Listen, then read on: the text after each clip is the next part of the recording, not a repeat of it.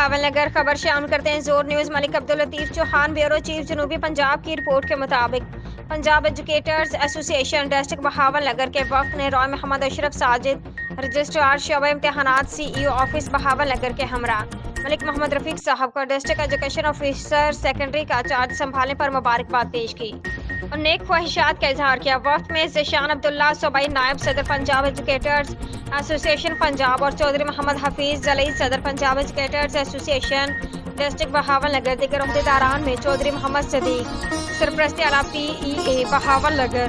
Chaudhry Abdul Majeed finance secretary Abdul Razzaq, doctor Muhammad Yousuf, Hafiz Abdul Qadeer, Muhammad Jahangir Toor, Muhammad Arif Malik, Muhammad Ahmad, Muhammad منشا،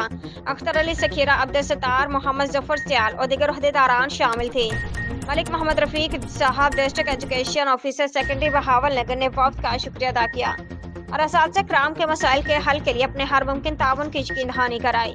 افتخار علی information secretary Punjab educators ایسوسی ایشن ڈسٹرکٹ بہاول نگر۔